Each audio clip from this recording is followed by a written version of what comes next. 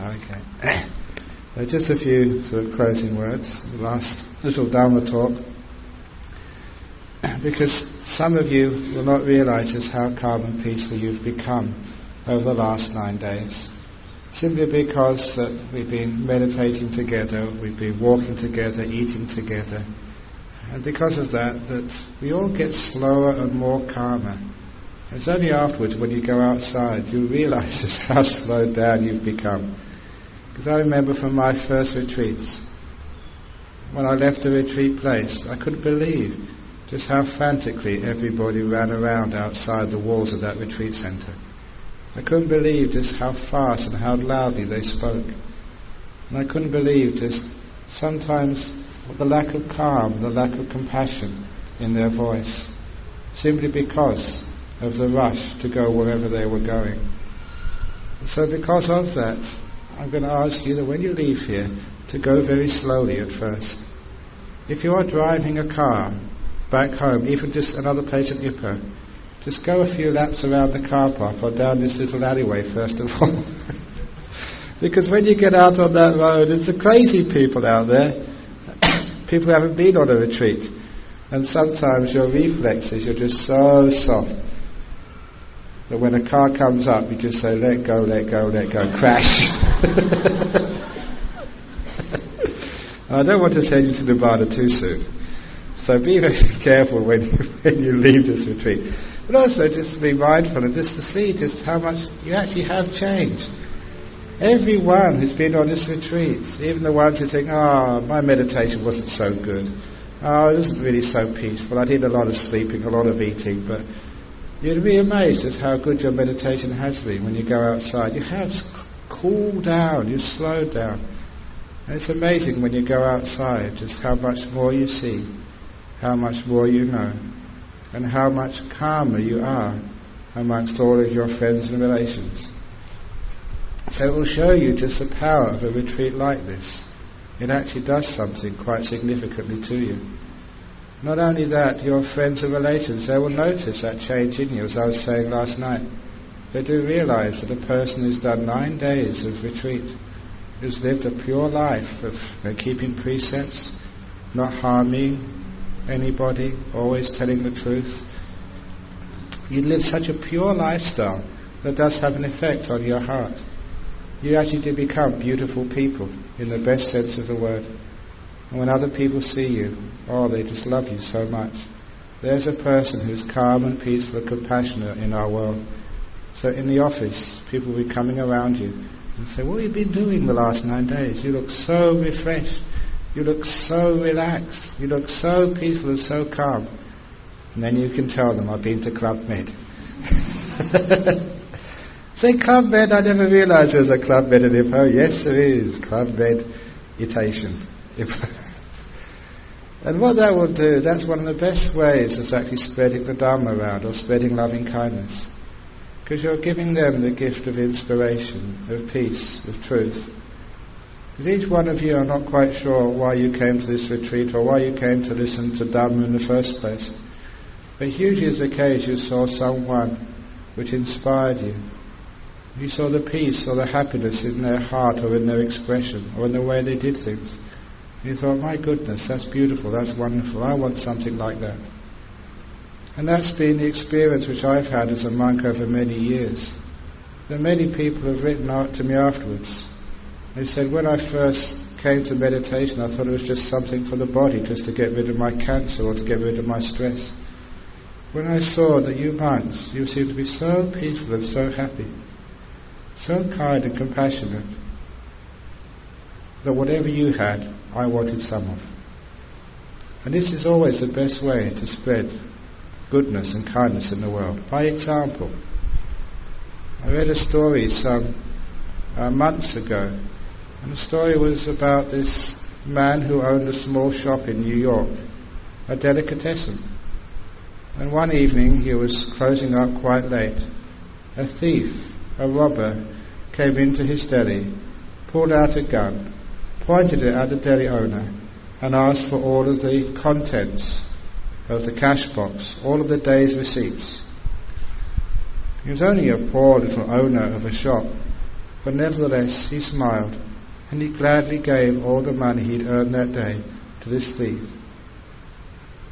But after he gave the money to the thief, he said, "Excuse me, sir, when was the last time you've eaten?" And the thief was quite taken aback by that kindness, especially when you're having a gun pointed to you and someone's robbing you. He said, "Actually, just only this morning, I had some breakfast, haven't eaten since." And so the deli owner said, "Please wait for a few moments. Here, have these sandwiches, have a pie, and have a Coca-Cola to wash it down. Here, have it from me." And the thief was just taken aback at the kindness of somebody who, when he was being robbed, only thought of the other person. And the thief ran out. But the next day he came back again. And the thief gave all the money back and said, "When I came in here, I stole the wrong thing. What I really wanted, and what I want to steal from you now, is your wisdom and happiness and compassion." He pulled out his gun. "Now please teach me compassion." It's an interesting story there about the thief. First of all, he thought that money was what he really wanted. But what most people want in life is that beautiful peace, that compassion, that kindness, which is always there, caring for others and looking after them. I've been telling my monks recently, and not just my monks, just many supporters and devotees, about a story from the Christian tradition, because I don't care where you get truth, honesty, beauty, wisdom. Wherever you get that, I like to make use of it and celebrate it. That many of you, if you were brought up in Christian schools, you'll know that one of the great persons of the Christian tradition was St. Francis of Assisi. And the Franciscans were very similar to Buddhist monks. Not only did they wear brown robes, they also went on alms round. They begged for their food. And lastly, that they never had any money. They were completely penniless. And the story which I like perhaps the most was the story of one of his disciples, who was also a Franciscan monk. And one day this monk went on alms round, went begging for food in the town. And he came across a very, very poor man. And this very poor man asked for something from the monk. He said, "Please give me something. I beg something from you." And the monk said, "Look, I have nothing to give you. I have no money myself, and I am begging for food."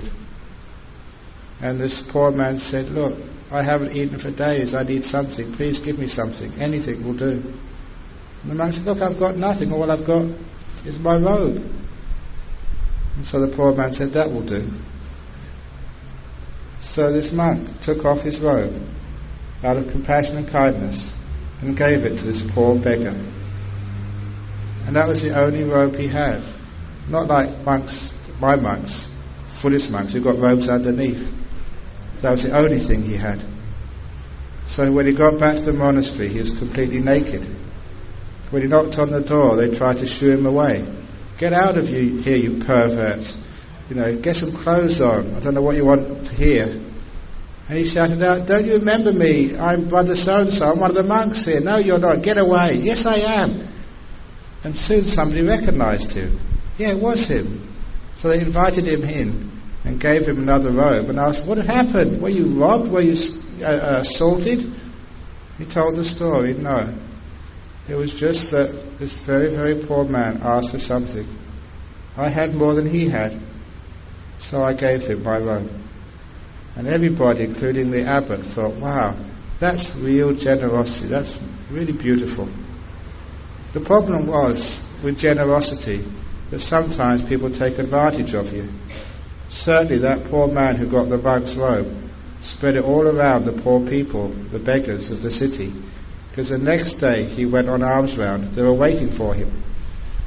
One of the little beggars said, "Please give me something." And the monk said again, "I've got nothing except this new robe." "That will do," said the beggar. So he gave his robe away a second time. And he came back to the monastery a second time. This time they recognized him. "Come in." And they gave him a new robe. And I don't know if they got this from Buddhism, but things always tend to happen 3 times. He went begging a 3rd time.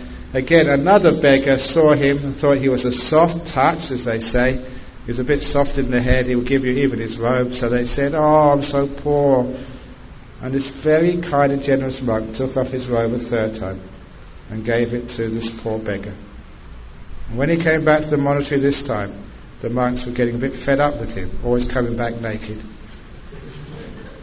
So the abbot called him to his office and gave him a scolding.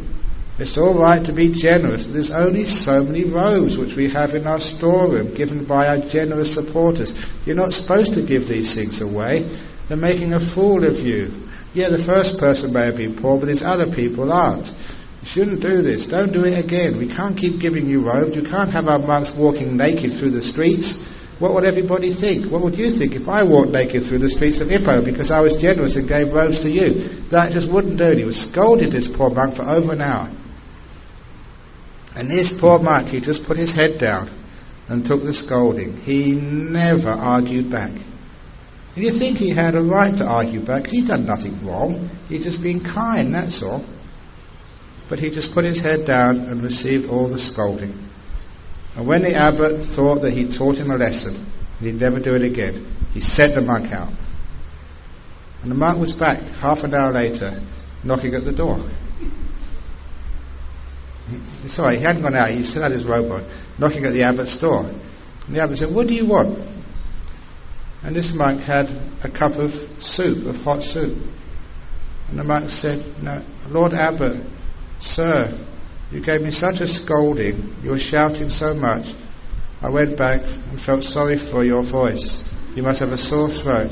This is to ease your sore throat." And the point was, this monk was not trying to be funny. That was his nature. He never thought of himself. All the time he was being scolded, he just thought how sore the throat of that poor abbot must be. And that's why he just gave him the glass of soup. Now that's really what compassion truly is. And that gives some beauty into our world, some kindness. And that beauty and kindness is what makes life worth living. It's a letting go, it's a giving, not thinking of anything for yourself. The second story, which I think I mentioned to somebody during the interview time, was a story I also read a year or 2 ago. And again, it's a beautiful story. This time it wasn't really begging, it was just a poor man in the United States who was at university going through medical school. And many of you who maybe have sent your children to study overseas know how expensive it can be. And even if you are born in that country, especially the United States, you still have to pay quite a lot of money. So this poor young man was supplementing his income so he could pay his fees by just doing a job of being a door-to-door salesman, which is the hardest of all jobs, just knocking on people's doors and asking if they need something, if they want something to sell. And that's the only job he could get. So there he was working day after day during his vacation, trying to sell things. And he knocked on one door, and a middle-aged woman answered it. And she said, "Look, whatever you have to sell, I don't want anything. You can go away." And that was the usual, actually that was a polite reply when you go selling door to door. The old lady paused and said, "Wait a moment, young man," because she saw that he looked quite haggard and thin. "When was the last time you had something to eat?" And he too said, "Well, I've been working all morning. I didn't have anything since breakfast time. And it was a hot day, it was late in the afternoon." So she smiled and said, "Just wait a few moments, young man." And she went to her kitchen and got a glass of milk and a few cookies and gave it to this young student. And the young student took them with great appreciation. Even though he hadn't got a sale, he had something to drink and something to eat. And he always remembered that woman.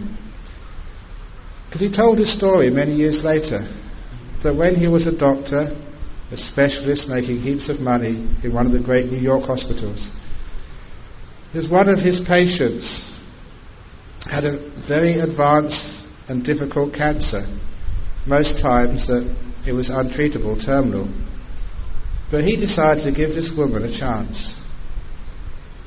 He gave her extra special treatment. He called in some of his friends from interstate to advise and to help. And he really gave her the works to try and heal her cancer. And it worked. He managed to turn the cancer into remission. When she got her bill in the hospital room, you know how expensive those medical bills are in the United States.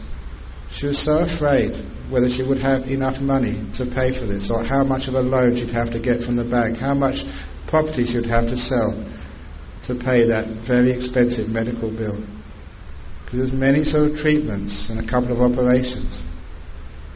When she opened the bill, she cried, because on that bill was written, paid for 30 years ago with 1 glass of milk and a few cookies. He'd remembered her. When she saw that patient's name and the address, he remembered that was a girl many, many years ago whose door he knocked upon as a young medical student, who saw him and saw how hungry and thirsty he was and just gave him some cookies and a glass of milk. He never forgot her, nor where she lived. And when he saw the patient's name on his list and saw the address, that's why he gave her such amazing, wonderful attention. Healed her. And when he got he wrote out the bill. Doesn't matter how many hundreds of thousands it would have been, paid for with a glass of milk and a few cookies. So these are beautiful stories of the kindness, true stories, the kindness and the generosity, the compassion, which makes life worth living, which even when we think about it, takes us up to a heavenly feeling of beauty and freedom. I like to tell such stories at the end of the retreat, because it shows you what life is all about and what meditation is all about. Meditation should never be hard and painful. It's not sort of striving to push over obstacles and destroy things. The meditation should never be faced like a US Marine, just going in there with all guns blazing, trying to shoot down every department and thinking that your mental strength is enough, your willpower, your force is enough to create these beautiful things like compassion, peace and freedom. When you have a taste of what peace, compassion, freedom truly are, you realize that it will never work. We never use force. We never use war. We never use violence in meditation. In fact, we use these beautiful, subtle things which are far more powerful than violence and war and aggression. This beautiful tenderness of wisdom, which can see a problem, and just through stories like the glass of milk and a few cookies can give you a sense of freedom, beauty, inspiration, which can at one stroke just lessen the hardness, the pain, the difficulties of life, which can make you look in a different way, see with a different perspective. And from that perspective, all those things which you thought were so troublesome, so painful, and so difficult in life, all tend to completely disappear. This is what we mean by insight, opening the door of the heart, to actually to feel the truth, to feel the beauty, to know what real Buddhism, religion, truth, liberation is. Not as a theory, but as something you feel in your heart. Which is why I run the retreats in this way. I have tried other ways to run retreats, tried to make them very stiff, where everybody has to come to the meetings at a certain time, and when it's lights out, everybody has to go back no matter what. But I don't know, there's something about them which, inside of me, I don't think is very Buddhist. It's too regimented, too like an army camp, rather than a beautiful meditation camp, which understands the differences of every being in this place. When it's so regimented, people have so much fear.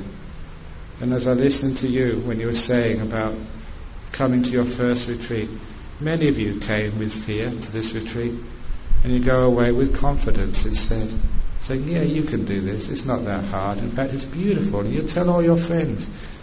Never be afraid of a meditation retreat. It's just one of the most wonderful, peaceful, easiest, encouraging, inspiring things you've ever done in your life. And it really doesn't matter just whether you've achieved this or achieved that in this retreat. What's most important, we get across the message of actually what works. The kindness, the peace, the ease. Where you encourage yourself, but you never force yourself. And where you see me say that it doesn't matter how much you've slept, I always support that.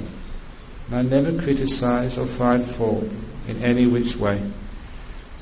In all those interviews which have come, I've never scolded one of you. I never shouted at anybody, but always with encouragement. I try and teach by example, by the softness, by the encouragement. If I don't shout at you, then maybe you won't shout at yourself. And in the quietness of your still periods, you won't go along and say, oh, I'm stupid, why did I do this? I had this wonderful retreat, I slept so much, I talked so much, I didn't meditate enough, oh, what a waste of time, I'm hopeless, I'm terrible.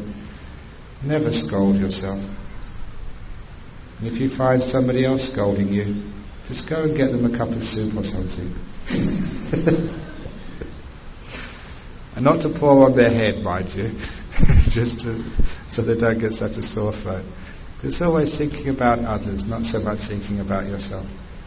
And as such, we find the essence of meditation. Perhaps that's what I really wanted to focus on in this last talk, the essence of meditation. Not so much what you achieve, but how you do it and what worked in this meditation retreat. That stillness, that peacefulness, that gentleness, that letting go, that contentment, that this is good enough. That incredible compassion, which like a mother loves her only child. You love this only moment which you're experiencing now. You care for it, you caress it, you nurture it, but you're never violent towards this moment, no matter what it is. And with that caring, with that nurturing, with that accepting, whoever you are, you may be somebody suffering from chronic depression, you may have so much pain, you may have cancers, you may have all these different, what people call problems. But you say, this is good enough for me. I'm so happy to be who I am, where I am, how I am. And if you can say that to yourself in every moment, you know the essence of meditation and how that leads to the deepest and most wonderful states. If the goal of meditation is something so pure and wonderful and transcendent as Nibbana, surely the vehicle, the way, the road by which we reach Nibbana also has to be pure and kind and subtle and wonderful. So you'll always know the destination by the road which gets there. And so if you have some idea of what Nibbana is, the peace, the beauty, the inspiration, the acceptance, you'll understand what you have to do to get there. Be peaceful. Be content. Free from all comparison and all judging. Be free from all wanting to be something different than this moment is. Be free. Be content. Let go. And there's a few moments each one of you have had in this retreat when you have done that. And when you do this, there's a sense of seeing the Dhamma. Seeing the Dhamma doesn't mean like anicca, dukkha, anatta. It doesn't mean like Four Noble Truths. It's seeing that peace in your heart, that freedom, that ease. That's what I mean by seeing the Dhamma. Because the Buddha once said, the one who sees the Dhamma has a taste of freedom. That's such a beautiful word. It was the title of one of Ajahn Chah's books. A taste of freedom. And on a meditation retreat like this, that's my goal, to give you all a taste of freedom. Even if it's only a small taste, a few moments, when you're sitting there and you feel so peaceful, so light, you don't want to be anywhere else in the whole world. Feel so good, so much energy, so much joy, so much ease, what we call freedom. And I think each one of you in lesser or greater degrees, for longer or shorter periods of time, who has had that taste of freedom. And it's beautiful to actually to feel that, to know that this is what Nibbana is. This is how you feel that freedom. This is what it is. The taste of freedom. And when you have that taste, it's something you will never forget. It's something which will be with you for the rest of your life. It's that taste of freedom which will bring you to the next retreat, or which will make you meditate at home. You have no choice, as I say, once you taste freedom. It's such a beautiful, delicious taste. It's the most purest thing in the whole of existence. Just like the Buddha would taste it and show it to others, so other people would follow after that taste of freedom. And they would experience it for longer and longer.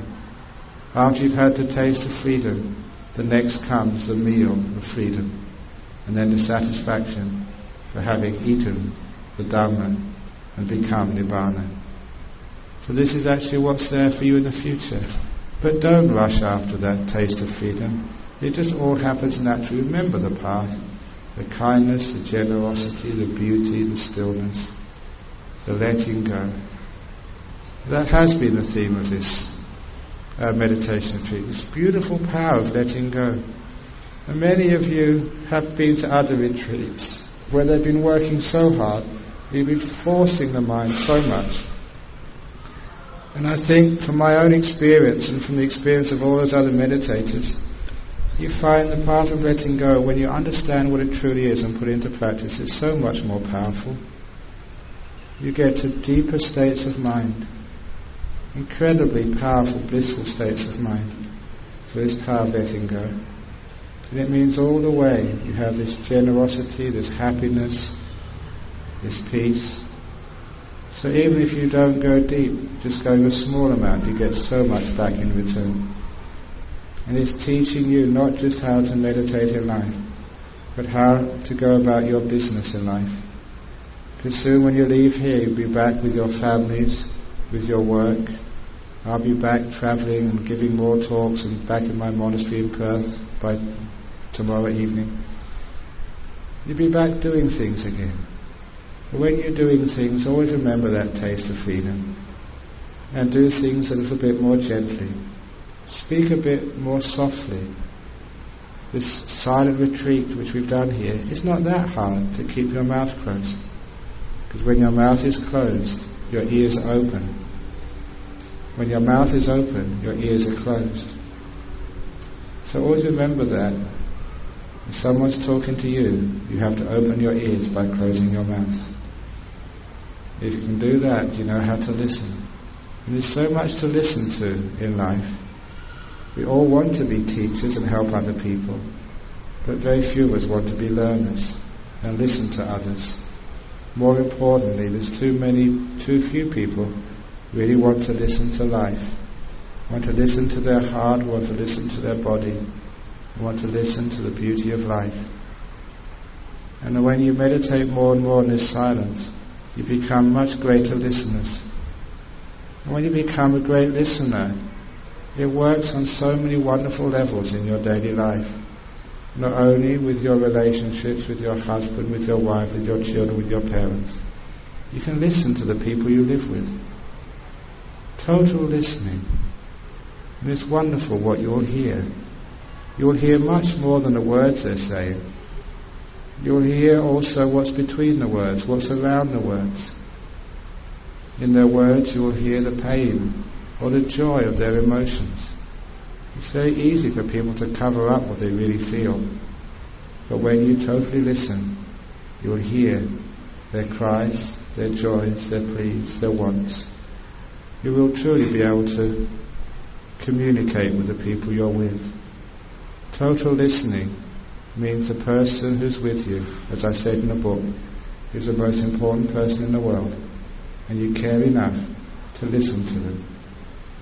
And I mention that it's such an obvious teaching, but how many of you in your family life sometimes feel that you're not heard? Feel the other person, you're trying to say something to them, is just closed, and they're just sitting in old ways, they're not really hearing what you're saying. If you felt that, be sure that other people have felt the same about you. Sometimes they've been talking and you haven't been truly listening. And in the worldly life, you have those relationships. It's so important to be able to listen to your friends. Maybe that's one reason I have a harmonious monastery. Even though I'm an abbot of that monastery, I take time to totally listen to all those monks who are under my care. Not even to the monks, but the people who are training to be monks, as visitors as well. To totally listen to them and feel their concerns and act appropriately. So the silence which you developed on this retreat will help you totally listen. And you'll find your relationships, your family life will be enhanced with more understanding, harmony and happiness. It's horrible when we have arguments amongst our family, when the children disobey their parents or the parents get angry at their children, where husbands and wives scream at each other. And it's not necessary at all. It's all because our lack of understanding, our lack of listening, our lack of compassion has gone too far. We're in this terrible situation which causes pain to everybody. So you'll find that this Club Med has also been relationship counselling. You find it's much easier to live with the people you share the same house with. And also you find those of you who are in business, sometimes you think, what's this to do with business? I found out a week or two ago I'd been invited to the next international conference on human resources in Singapore next May. We have all these CEOs of these big companies from the US, from Europe, from around the world. These CEOs and their HR managers, human resources managers, are coming from this international conference in Singapore. They've invited me to be one of the keynote speakers at a business conference. And they asked, what does a monk like Ajahn Brahm know about business? What's he doing? Talking to the VPs of Microsoft and Dell and all these other big companies. And the reason I've been invited there is because this Dhamma, what you've heard here, is good for business. And a few sharp people in Singapore have realized that. So this retreat is not just for your spiritual life.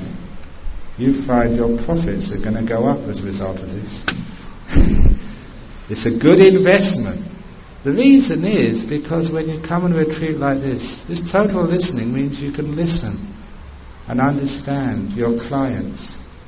You can adjust your products accordingly. When you sell, sales need trust.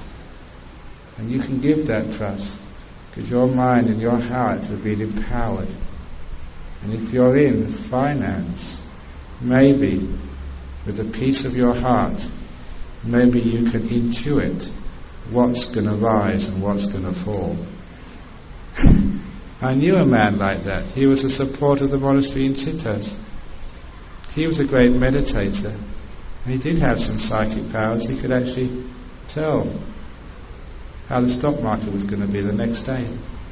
That's why he made a heap of money. So this is also good for your business as well.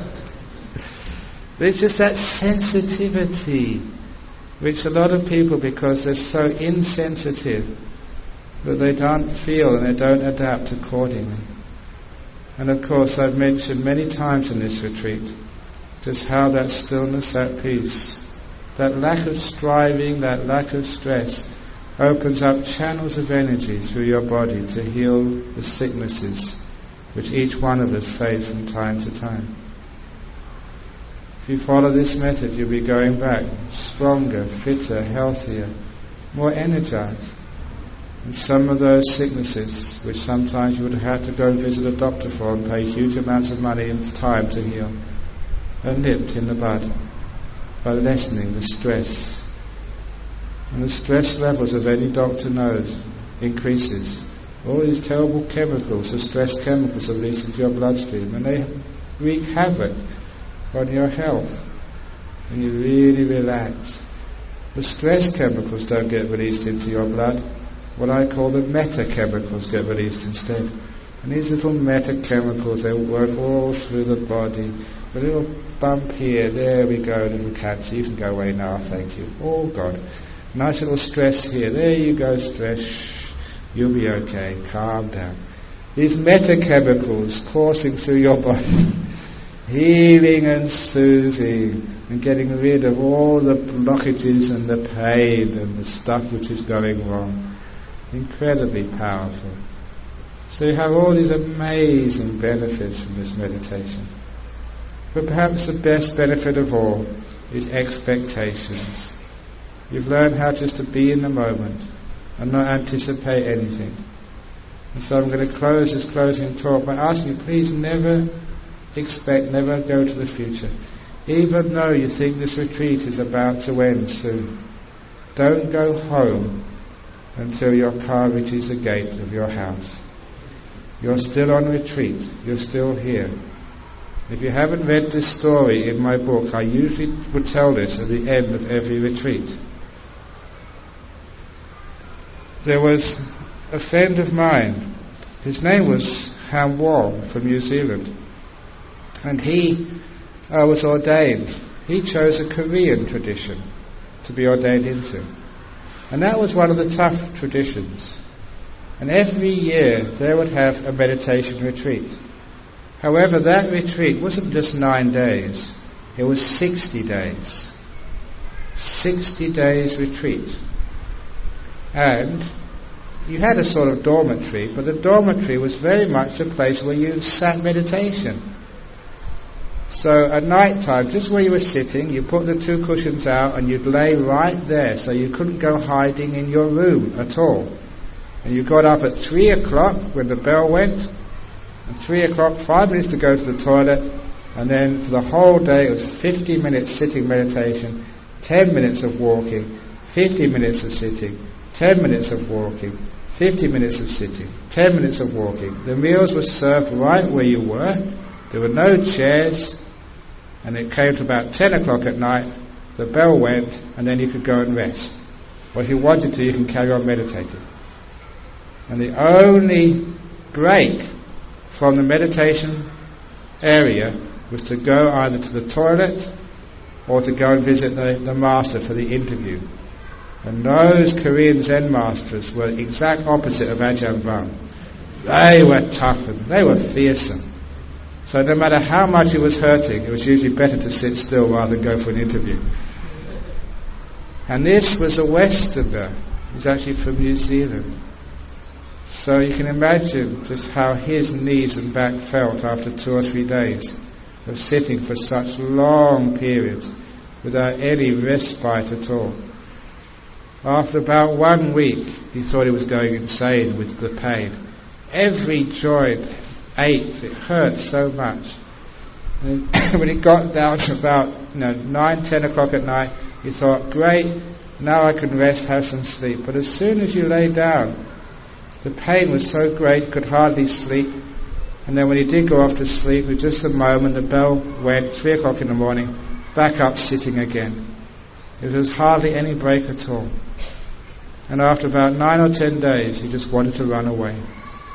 It hurt that much. But he looked around him and saw all these Korean monks sitting there. And he was a Westerner, he was proud. He said, I can't be outdone by these Koreans. I'm as good as they are. So he carried on sitting.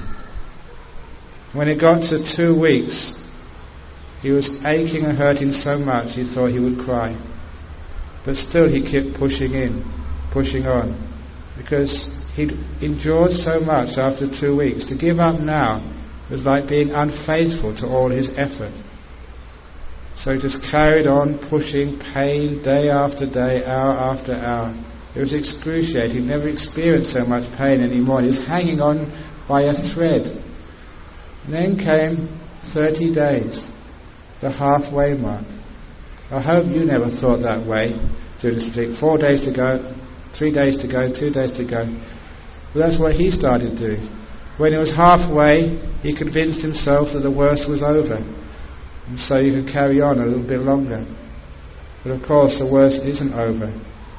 The longer you do it, the worse it gets. And sometimes he thought he was going mad with the pain. It hurt so much. But he was a tough man. He kept pushing and struggling, and then when it got to 1 week, it was like he was on the home stretch. He'd done, 53 days, only 7 days to go. Yeah, he can make it, he thought. And when he got to the last day, you'd think, only 1 day to go, it's easy. The way he said it was, that last day was the most painful of all. He said it was like pain was holding back until then. But now on the last day, it was a full and brutal assault. He tried to hold the pain back, thinking only a few hours to go.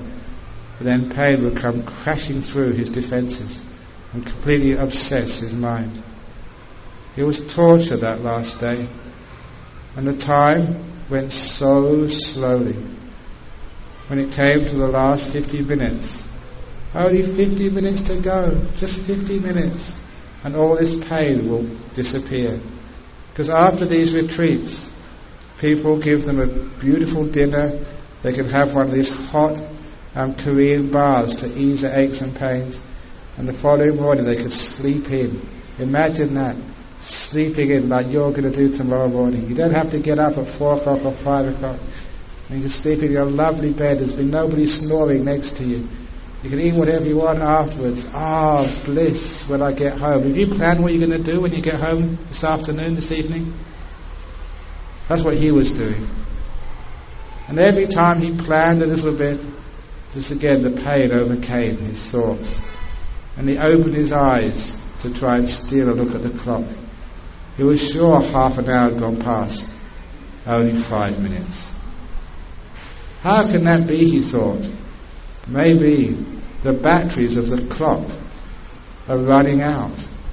Perhaps 30 minutes has gone past, but it's only 5 minutes on the clock.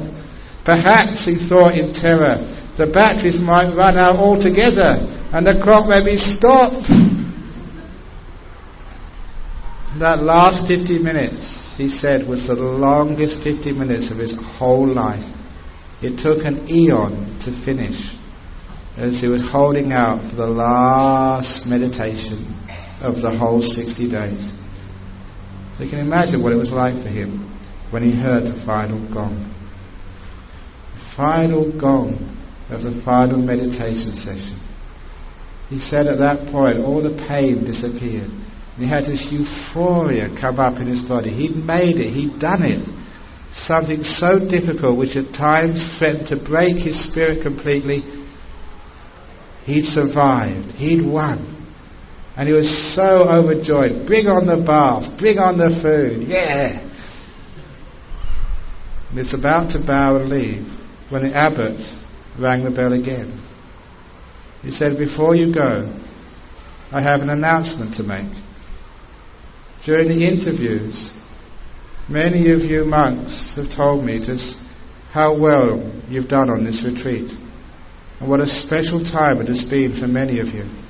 In fact, a few of you have made such good progress, you've made a request that we extend this retreat for 2 weeks. Having considered this request, I think it's a very good idea. Carry on sitting, the retreat is extended.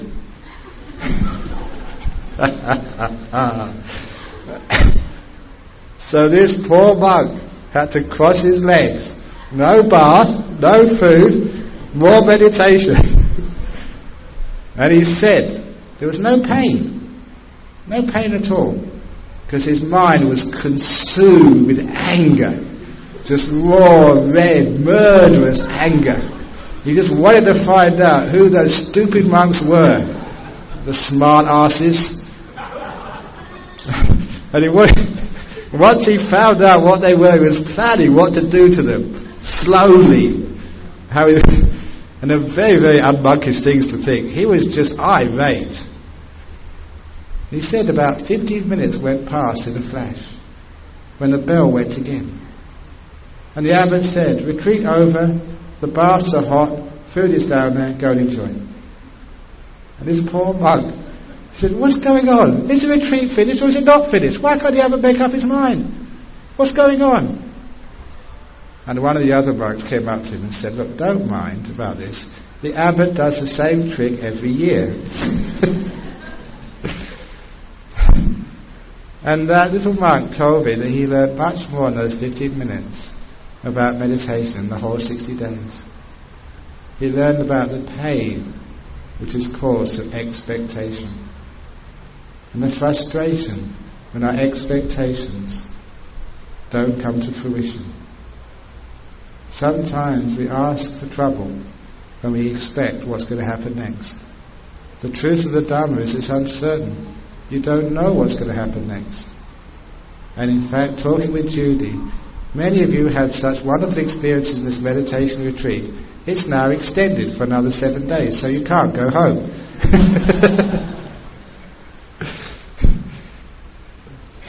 Unfortunately, that's not true. I'll confess an offence for breaking my precepts afterwards.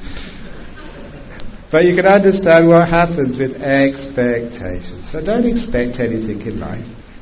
Be in the moment.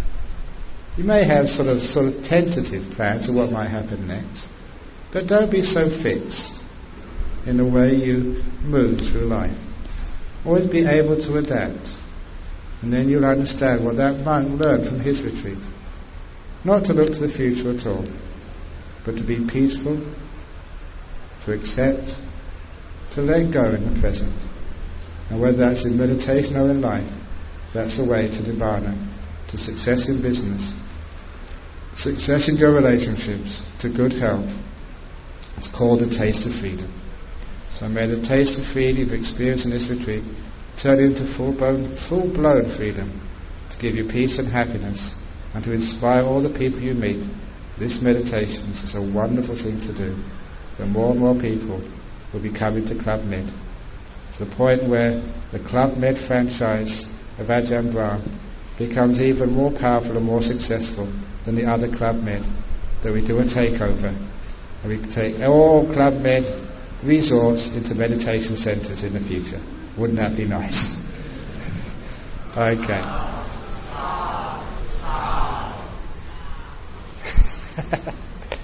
Go on. Now we have the taking of the 5 precepts. So you are now relieved of your 8 precepts, and we instead will give you the 5 precepts. So just give them now. Okay. Do you want to ask for them first of all, or I just give them straight away? So I'll say the Namo Tassa first of all. When I finish the Namo Tassa, then you say after me. Namo Tassa Bhagavato Arahato Samma Sambuddhassa. Namo Tassa Bhagavato Arahato Samma Sambuddhassa. Namo Tassa Bhagavato Arahato Samma Sambuddhassa.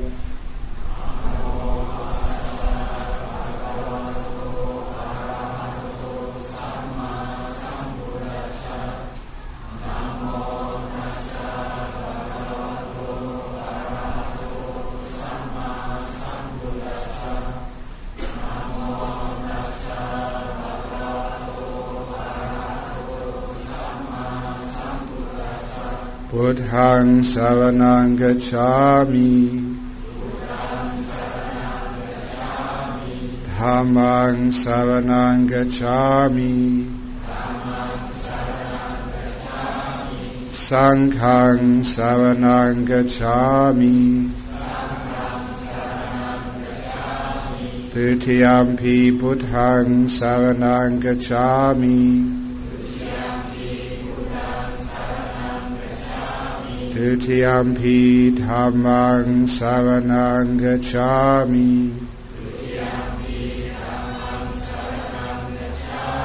Dutiyampi saṅghāṃ saraṇaṃ gacchāmi.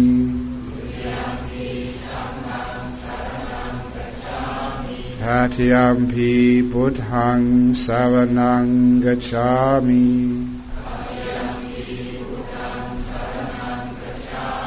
Tatiyampi dhammaṃ saraṇaṃ gacchāmi.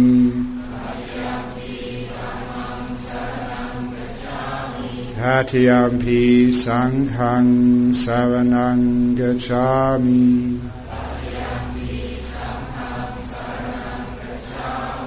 That completes the 3 refuges. I will now give the 5 precepts.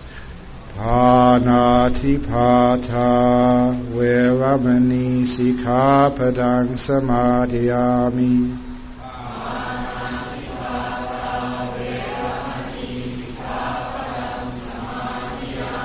Adinadana veramani sikkhapadang samadhiyami.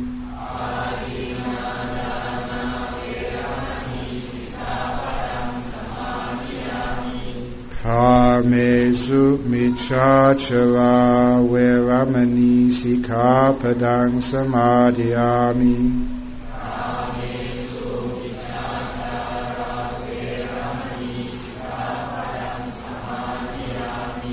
Musawada veramani sikkhapadang samadhiyami.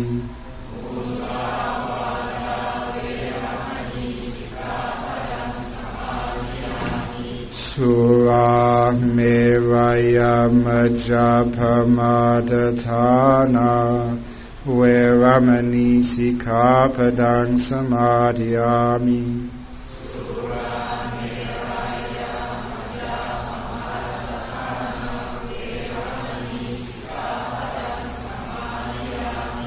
Imani pancha sikkhapadani silena sukating yanti silena bhoga sampada silena niputing yanti tasma silang visodaye. Very good.